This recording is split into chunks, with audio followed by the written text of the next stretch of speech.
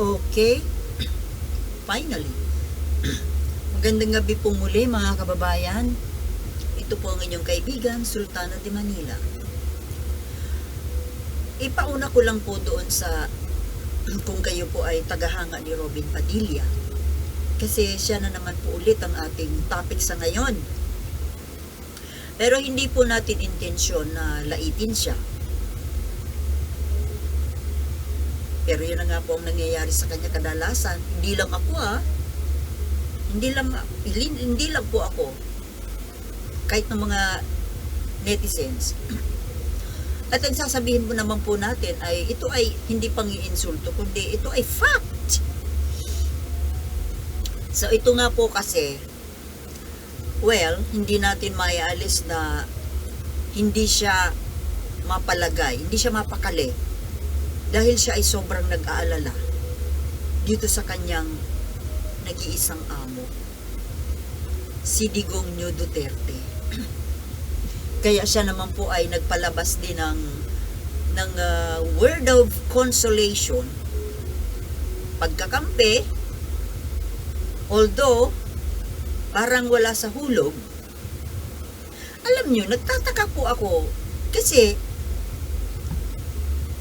lahat naman po sigurong mga senador ay may mga legal advisors, especially yung mga hindi abogado. Hayaan natin yung talaga mga abogado, abogado sila. Pero baka nga meron pa din silang mga added lawyer advisors na nasa staff nila. Lalo na po itong kapag hindi ka talaga abogado, kailangan mo yun. Pero alam po natin na si Robin Padilla ay meron talaga siyang legal advisor at hindi lang basta abogado to. Di Campanilla po ito. Diba? Si Attorney Panelo. Siya ang legal advisor ni Robin bilang senador. Ito nga po, hindi po nakakaawa lang sa kanya kasi napagtatawanan po siya ng mga tao. Kasi nakakatawa naman talaga siya. Kung bakit naman kasi pumasok-pasok sa isang trabaho na hindi naman siguro lingid sa kaalaman niya na ganito ang kakaharapin niyang trabaho diyan sa Senado. Siyempre, bago ka nag-isip, nagplano, nagdesisyon na pumasok sa ganyang klaseng profesyon, trabaho, di ba dapat ni-research muna kung mga ano ba ang ginagawa ng mga senador?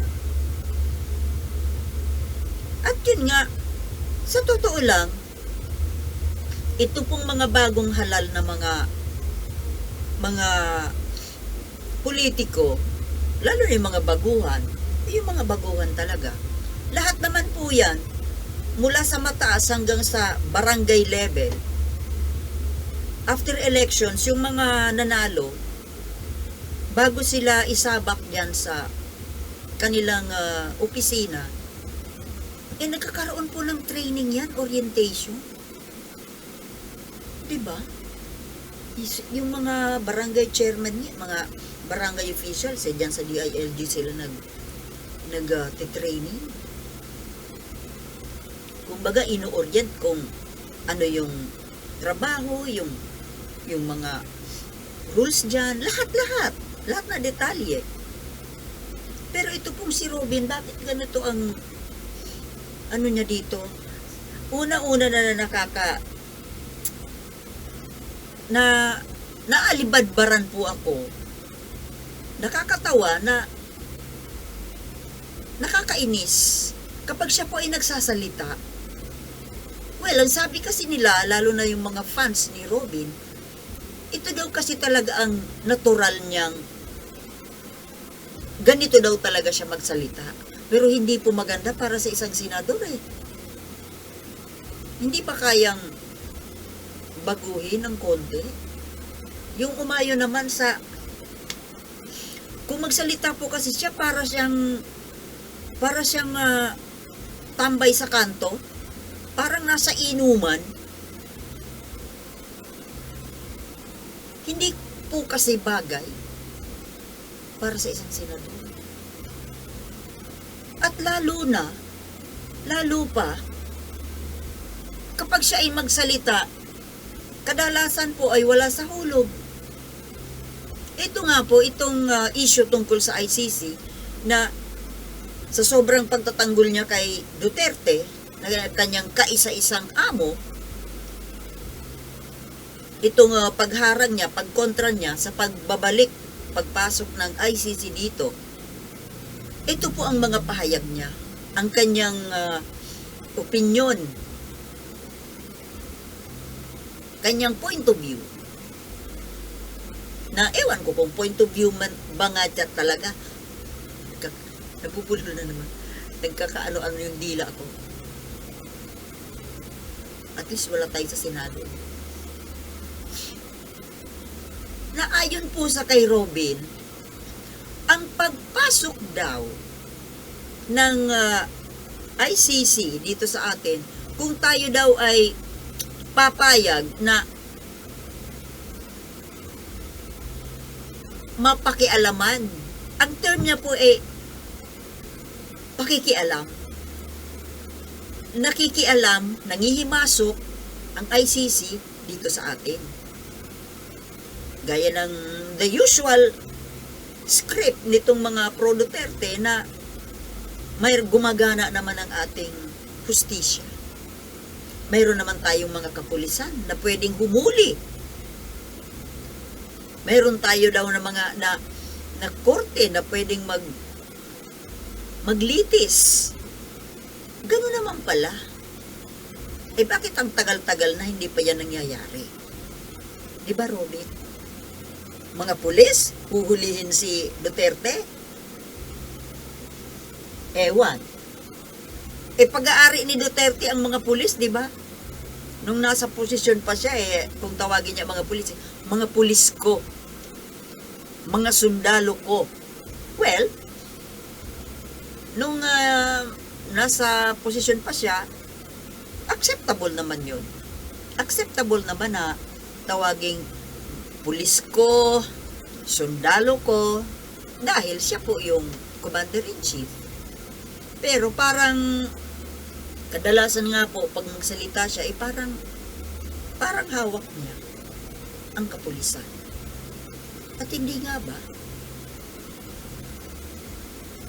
Totoo naman eh. Although, hindi na ngayon 100%, pero nung panahon niya, hawak niya sa liit. At ito nga, sabi po ni Robin, yun na nga, na mayroon naman daw tayo yung sarili mga pulis na pwedeng humuli. Nagpapatawa ka ba, Robin? Mga pulis natin, huhulihin si Duterte.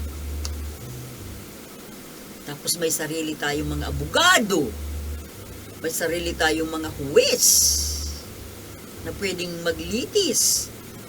Bakit pa daw tayo magpapasakop sa tagalabas? At kapag daw hinayaan natin na makialam, manghimasok ang ICC dito sa atin, para daw po tayong nasakop na ng ibang bansa.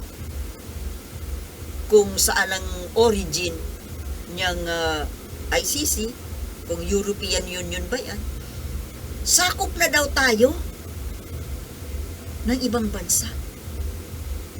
Dahil hinayaan natin na pumasok dito at sila ang maglitis, humuli at magkulong sa sarili nating kababayan. Hindi po talaga naintindihan ni Robin Padilla, no? Na ang ICC po, ang pinapakialaman lang naman nila, yung mga kaso na hindi kayang litisin ng bansa.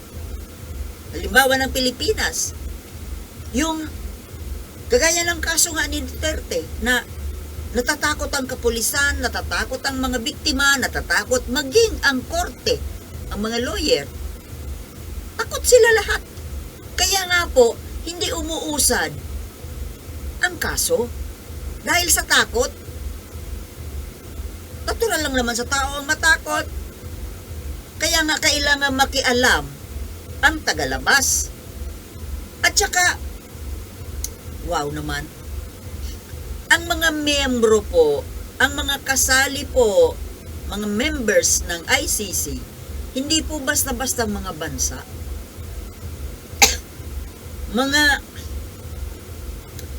mga anong tawag doon? Superpower na rin. Mga bigating bansa po. Mga powerful na bansa nagpasailalim sa ICC. Kagaya ng Japan, ng Australia, ng Germany. Halos lahat ng mga bansa. Ang hindi lang nagpamiyembro dyan, yung mga mayayabang na bansa at saka yung mga super power. Kagaya ng Amerika, ang Vatican. Siyempre, kahit doon sa kanila yan pinirmahan, hindi sila magpapa-under, mayabang yan. Diba? Mayabang ang Vatican. O ang China, ang North Korea, ang Russia, member yata ang Russia eh. Eh bakit pinaplanuhan nga nila na arestuhin si Putin? So, ang para kay Robin Padilla po, kapag nag-member ulit tayo sa ICC at hinayaan nating pumasok dito para mang-aresto, para po sa kanya, nasakop na daw tayo. Yung bansa natin nasakop na ng ibang bansa.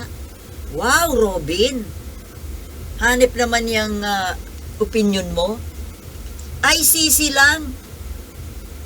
Kasapi yung halos lahat na bansa sa buong mundo. At saka, ang inaaresto po, yung kriminal lang naman. Si Duterte lang. And his minions. Hindi po yung bansa natin. Hindi naman yung bansa ang aarestuhin. Hindi naman buong bansa ang kakasuhan. Yun lang na mga kriminal na hindi kayang litisin ng korte natin dahil sa sobrang pananakot. Di ba, Robin? Yung ICC para sa'yo, masasakop tayo. Pero yung West Philippine Sea, yung China, na inaagaw ng ang mga teritoryo natin, hindi tayo sinasakop. Wow, Robin! Nasaan ang utak mo talaga?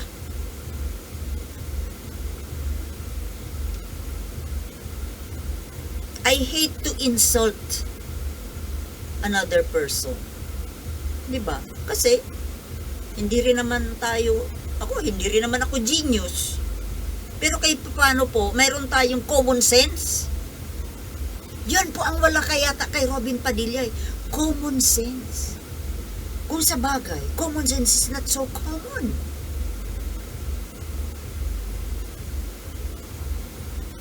Pamanang yung China na hinaharas tayo, inaagaw ang teritoryo natin, nangihimasok sa teritoryo natin, nang aagaw ng kayamanan. Hindi yun pananakop. Para sa iyo ang China, tama ang ginagawa.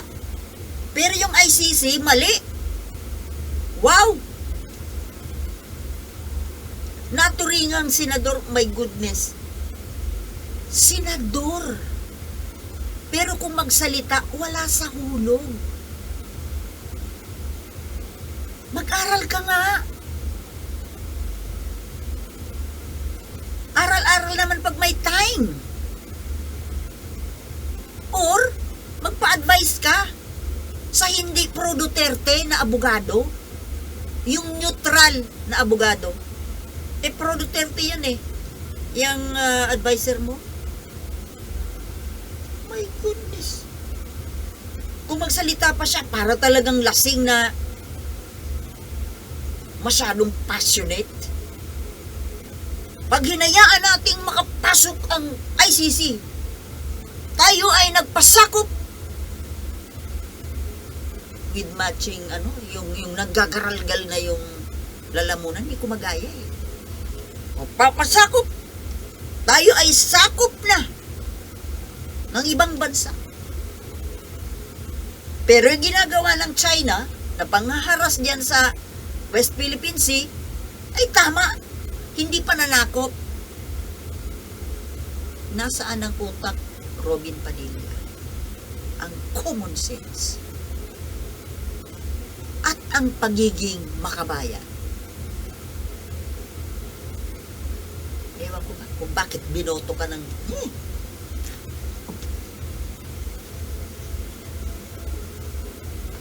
mag-aaresto lang yung ICC, sakupin na. Itong mga kontrabida na ito ng pagpasok ng ICC, mga wala pong pagkakaintindi talaga. Mga bupol. Ang papel ng ICC ay arestuhin, imbestigahan, arestuhin, parusahan yung kriminal na masyadong makapangyarihan, na hindi kinakaya mismo ng bansa na litisin at maparusahan. And that is the Duterte case, war on drugs, extrajudicial killings, na hanggang ngayon, naparusahan ba talaga, napanagot ba talaga yung mastermind? Ang naparusahan lang iilang pulis na ang sabi, nanlaban. Dapat yung mastermind. Wag lang yung inutusan. At hindi kasinungalingan yun kasi nagsalita mismo yung mga taong gumawa. Di ba? Sila Scanias at si Matubato. Ang lakas nga ng loob ng dalawang ito. Nagsalita sila during the time na nakaupo pa si Duterte. Nasaan na kaya yung mga yun? Ano kaya nangyari sa mga yun? Dahil nagsiwalat sila, kumbaga kumanta sila, panahon na nasa kapangyarihan pa si Duterte. Oh. Yun na nga, mga tao mismong inutusan, makakapagpatunay, nagsalita na. At yung pagpapasok ng ICC ay para po yan, para mabigyan ng hustisya yung mga biktima, hindi sa kung ano-anong mga political side issues. Kailangang managot, kailangang mapanagot yung kriminal, yung mastermind mismo. Did you get it, Robin Padilla? Mag-aral ka. At sana, huwag ka nang tatakbo muli. Huwag ka nang re-electionist dahil hindi ka bagay dyan.